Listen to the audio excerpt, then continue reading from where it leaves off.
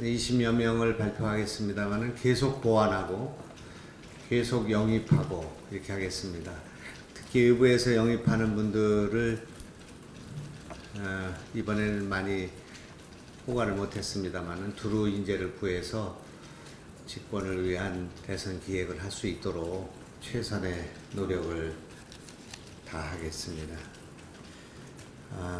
지난 4월 총선에서 놀라운 변화를 일으켰듯이 이번에 대선 승리의 대혁신을 대변화를 판을 바꾸는 대이변을 만들기 위해서 최선의 노력을 다하겠습니다. 우선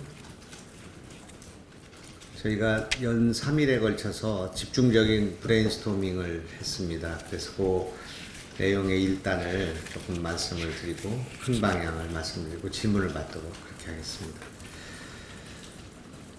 저희는 3월 13일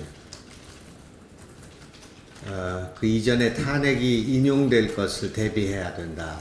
그렇게 일정을 보고 있습니다. 그렇게 되면 대체로 2달 이내, 빠르면 4월 26일에도 대선이 다가올 수가 있기 때문에 이런 최단기 내에 대선을 준비해야 된다. 이렇게 보고 있습니다. 그래서 탄핵 인용 시점인 3월 13일 이전에 경선 룰을 확정해야 되겠다. 이것을 준비하는 일이 우리 대선 기획단의 중요한 일이 되지 않을까 이렇게 생각합니다. 그 이후에 2달 이후에 대선이 있기 때문에 그 한 달 이내에 경선이 완료되고 또 그 다음에 한 달 이후에는 대선이 치러지는 초읽기에 지금 들어가 있다 이렇게 볼 수 있고, 여기에 맞춰서 임명하면서 실행하면서 영입하면서 이것이 동시에 이루어지는 신속한 결정과 집행을 해나가는 것이 우리 대선기획단의 임무다 이렇게 보고 있습니다. 저는 단언하건대 탄핵 인용이 될 것이며 탄핵 인용 이전과 그 이후가 전혀 다른 정세가 조성될 거라고 생각합니다. 좀 있으면 제가 여론조사나 뭐 이런 동향에 대해서 판세에 대해서 말씀드리겠습니다만은 탄핵 인용 이전과 이후가 전혀 다른 정세가 조성될 것이다 그렇게 보고 있습니다.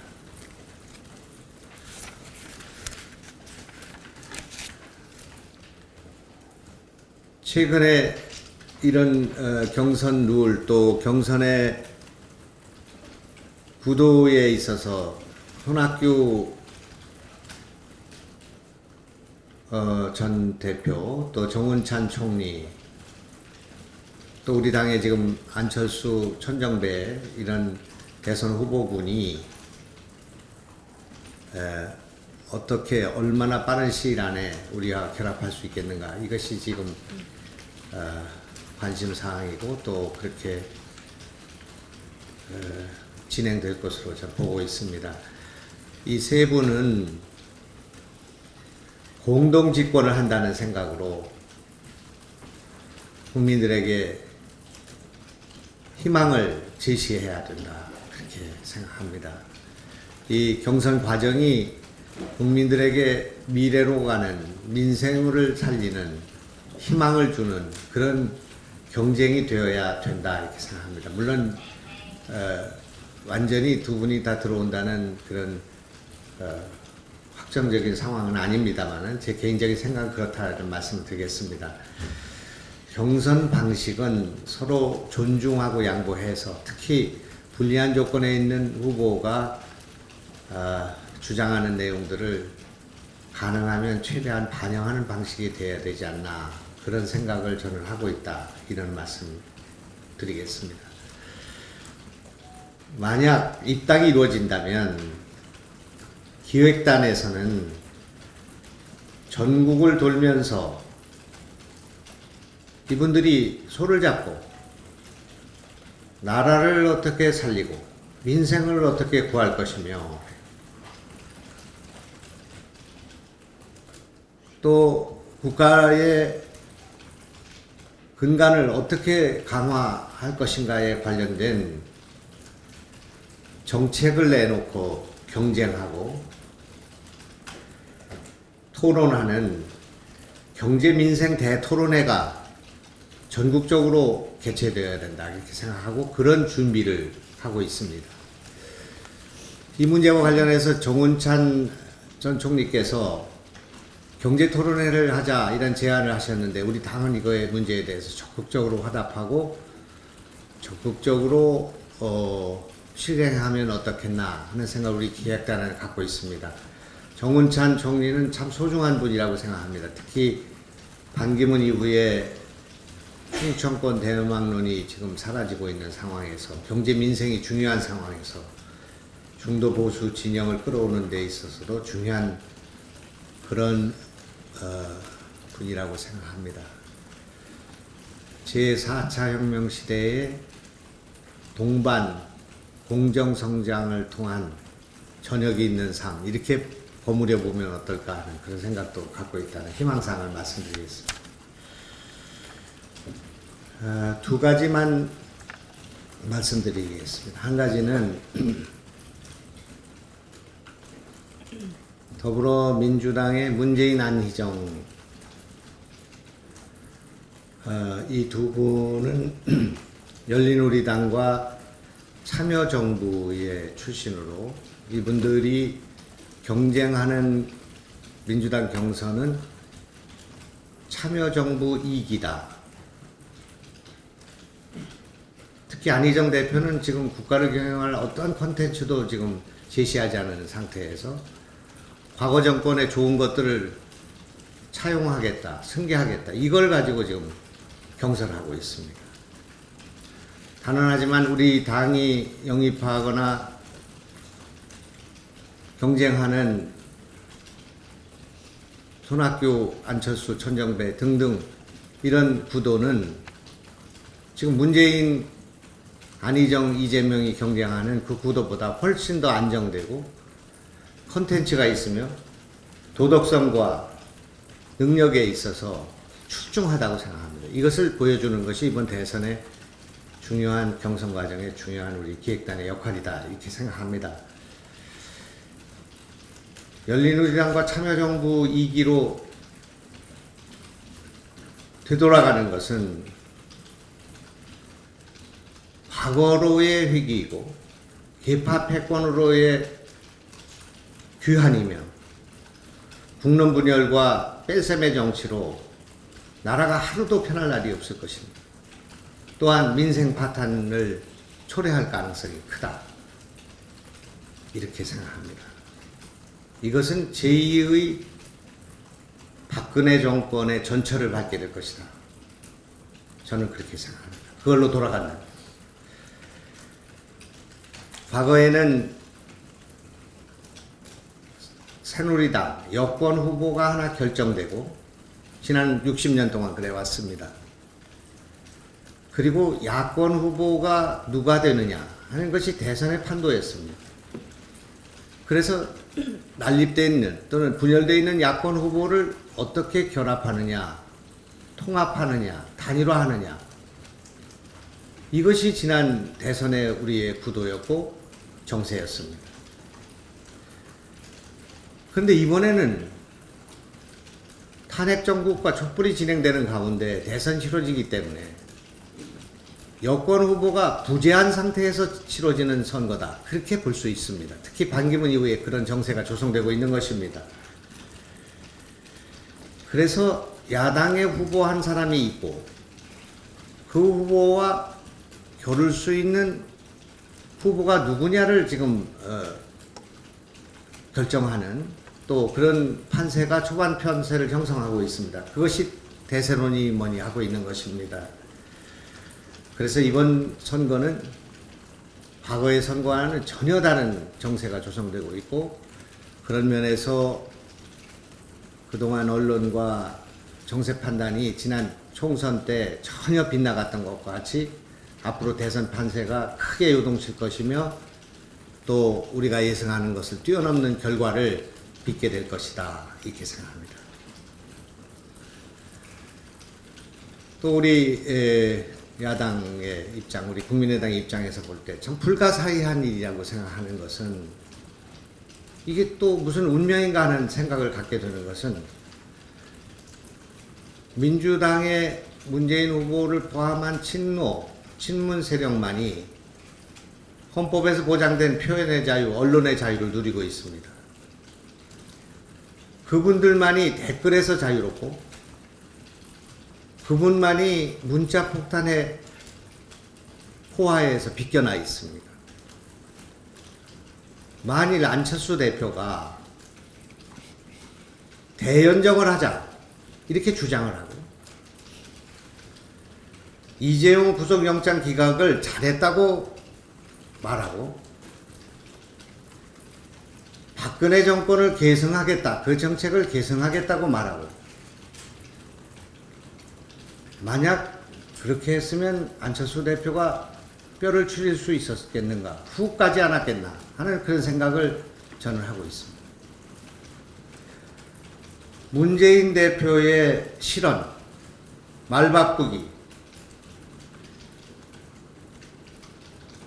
아들의 특혜 취업 문제, 삼성과의 관계, 대북 송금 특검 과정에서의 발언, 특히 박근혜 대통령의 명예로운 퇴진을 보장하겠다는 약속, 이런 말을 안 대표가 했을 때 그것이 용서되고 지지율이 유지되고 과연 그것이 진보 언론의 집중 포화를 받지 않고 댓글을 그리고 문자 폭탄을 받지 않고 견딜 수 있겠는가? 이것이 우리의 운명인가? 이것이 어떤 데서 발생하는 불평등인가 하는 문제를 생각하게 된다 하는 소회를 한 말씀 드리겠습니다. 제가 우선 이렇게 말씀드리고 혹시 질문 있으면 질문 받도록 그렇게 하겠습니다. 우선 여기 계신 분들을 좀 소개를 드리겠습니다. 우리 홍승태 기획조정위원장님 한 말씀 하시겠습니까? 인사 말씀.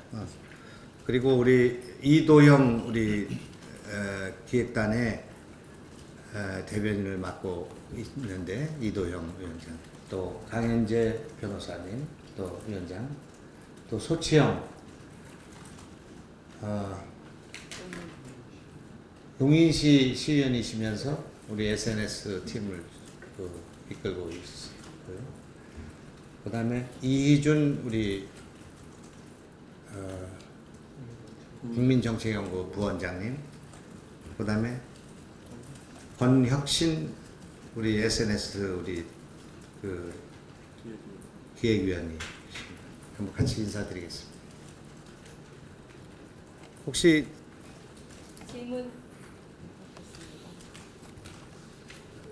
박원순 시장 최근에 들어오고 했고 또 강기문 선수가 불출마를 했는데 그 캠프에 있던 분들의 어떤 영향 노력을 좀 하고 계십니까? 그뿐만 아니라 반기문 총장 캠프에 그동안 뭐 캠프라고 할 것이 아니라 준비하는 분들까지도 우리의 입장과 노선과 같이 하는 분들이 있으면 적극적으로 영입해서 할 생각을 하고 있고, 박원순 캠프 이런 쪽은 지금 접촉을 안 했습니다만은 우리는 그런 용의가 있다, 그렇게 말씀드립니다.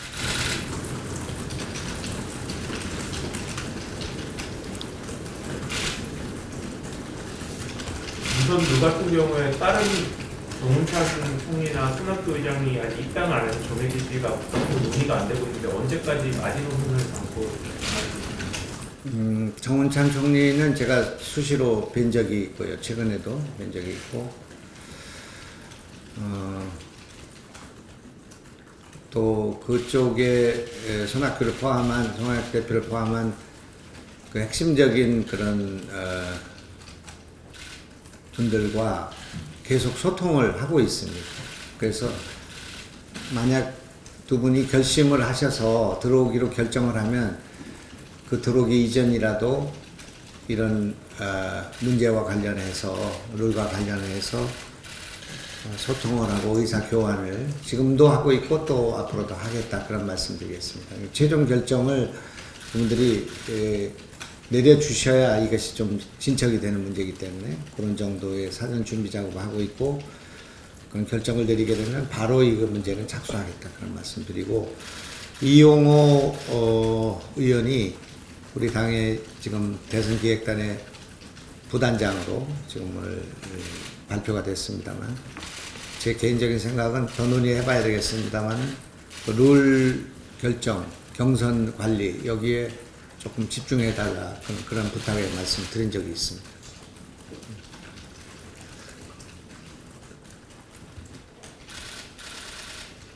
네. 변호사님 정도 기자인데요. 아무래도 경선 룰이 관심이 더 많을 것 같은데요. 네. 저기 완전 국민 경선에 대해서는 대충 지금 거론되는 후보들 사이에서는 다들 공감대가 있는 것 같은데, 그 정도는 기본으로 깔고 간다고 봐도 되는 건지 궁금하고요. 두 번째로는 아까 전국 돌면서 토론회를 한다고 하셨는데, 그게 혹시 순회 경선을 염두에 두고 전제로 하고 말씀하신 건지. 이거는 지금 우리 단에서 뭐 논의되거나 이것이 또 캠프 간에 조정된 것은 아닌데, 제 개인적인 생각은 대선을 앞두고 있는 지금 경선입니다. 지금 뭐 아주 촉박한 그런 상황이기 때문에 정확하게 대선에서의 지지를 반영하는 경선이 돼야 된다. 아까 국민 경선의 취지도 아마 그런 거라고 생각하고요. 특히 당원들을 중심으로 해서 이렇게 하는 경선은 지금으로 보면 이제 영입되는 분들에 있어서는 불공정한 것이 될 수 있기 때문에, 그런 면에서 국민 경선에 완전 국민 경선에 가까운 그런 룰이 결정되지 않겠는가, 다 동의할 수 있는 부분이 돼야 되지 않겠나 이렇게 생각하고 있고요. 각 캠프의 의견을 들어보지는 않았지만 아마 그런 부분으로 되지 않겠나 이렇게 기대를 하고 있고요. 그 다음에 전국 순회 경선은 아까 말씀드린 것처럼 탄핵 인용 이후에도 한 달의 시간이 있다고 생각합니다. 한 달 동안 진행될 일이기 때문에, 만약에 조기 입당이 좀 이루어지고 판이 좀 구성이 되면은 그 이전이라도 아까 말씀드린 것처럼 정운찬 총리가 제안한 경제 토론이 입당 이전이라도 성사될 수 있으면 우리 당 후보들과 또는 다른 당 후보라도 그런 경제 민생 정책 토론회 같은 것이 필요하다 이렇게 생각하고, 이분들이 들어오시면은 경선 이전에 전국을 한번 돌아야 된다 이렇게 생각하고 있습니다. 이게 경선 때는 또 선거와 관련된 여러 가지 유세 내지는 또 정책 이런 걸 발표하시게 되지만, 그 전에는 지금 현재 현안이 되고 있는 이런 경제 민생이 아주 극도로 피폐하고 어려운 상황에 있기 때문에 이걸 어떻게 살릴 것인가, 이것으로 이번 대선이 모아질 거라고 저는 생각합니다. 탄핵 이후에는. 그렇기 때문에 탄핵 이전에는 정권 교체냐 아니냐 이것이 지금 주된 관심이지만, 탄핵 이후에는 미래의 문제, 민생의 문제, 경제를 어떻게 살릴 것인가, 이것이 핵심적인 내용이 돼서 선거 판도와 여론이 출렁이게 될 것이다 이렇게 지금 저는 보고 있기 때문에, 우리의 경선도 거기에 초점 맞춰서 어떻게 4차 혁명 시대에 경제를 살릴 것인가, 일자리를 만들 것인가, 민생을 살릴 것인가, 여기에 초점이 맞춰져서 대선이 진행될 것이다. 저는 그렇게 보고 있습니다.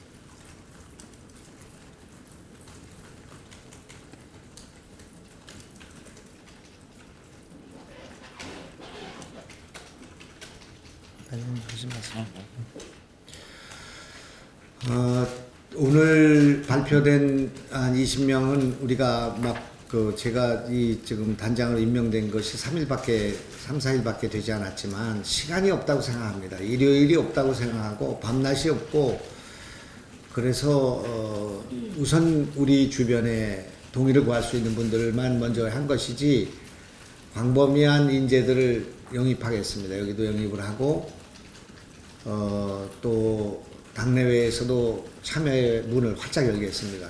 또 전국적으로도 지금 대선 기획단을 각 시도구별로 아주 소수의 정예로 이렇게 구성하겠습니다. 그래서 전체 이게 전국 선거이기 때문에 지역마다의 선거 전략, 또 기획, 또 인재 영입, 또 이런 홍보 이런 등등과 관련된 일을 할 수 있는 조직을 빠른 시간에 구축하는 노력을 하고 있다는 말씀을 드리고, 오늘 1차 명단을 발표했습니다마는 계속 그 명단을 발표하도록 하겠습니다. 또 좀 여러분께 좀 부탁드리고 싶은 것은, 우리가 화목토도 하게 되나요? 네. 화요일, 목요일, 토요일 당사에서 10시부터 기획단 회의를 하게 돼 있습니다. 그래서 조금 시간이 되시는 분들은 그 회의가 한 11시 정도, 되게 1시간 내지 1시간 반에 1시간 30분 정도의 전체 회의, 30분 정도의 분과 회의를 할 생각으로 하고 있기 때문에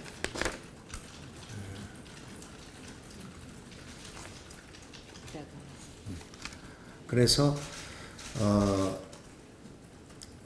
거기에 좀 오시면 그때마다 회의의 내용을 브리핑을 해드리도록 하겠습니다. 경선 관련된 거, 또 우리 전략과 관련된 거, 캐치프레이즈에 관련된 거, 또 지금 현안이 되고 있는 문제들에 관한 그런 당이 공식 입장과 다른 지금 현재 우리 대선 기획과 관련된 문제는 그때마다 브리핑을 드리도록 하겠습니다. 또 긴급한 사안이 있으면 저희가 정론관을 이용해서 여러분께 그런 말씀을 전달할 수 있도록 그렇게 하겠습니다.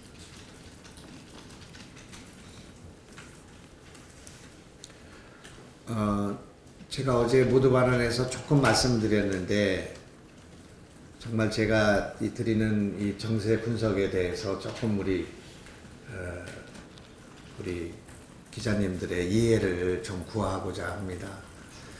이거는 처음 있는 일이라고 생각합니다. 대선판이 처음 있는 일이기 때문에 관성적인 사고나 스테레오타입의 분석을 가지고는 이 정세를 읽어낼 수가 없다고 생각합니다. 한번 생각해 보십시오. 우리가 지난 8개월, 9개월 전에 지난 4월달 총선에서 7, 8%밖에 되지 않는 이 당과 이 국민의당이 존립이 어렵고, 제일 우리가 많이 빠져 있었던 딜레마는 3자 필패론이었습니다. 지난 수십 년 동안 유지되어 왔던 야당이 둘로 분열된 상태에서 여당의 압승과 야당의 괴멸, 이것이 전 언론이 보도하고 전 평론가들, 전 종편, 전 정치인들이 다 거기에 빠져 있었습니다. 여북하면 우리 당의 대표를 포함한 많은 분들이 3자 필패론이기 때문에 돌아가자, 야권 통합을 하지 않으면 역사에 죄악을 짓는다, 후보를 단일화하자, 이렇게 주장했습니다. 누구도 그 주장을 논리적으로 공박하지를 못했습니다. 왜 돌아가지 않고도 승리할 수 있는지를 설명하지 못했습니다. 총선이 끝나고 난 뒤에도 왜 이겼는지를 설명하지 못했습니다. 그것이 저는 국민의 정치 개혁에 대한 욕구,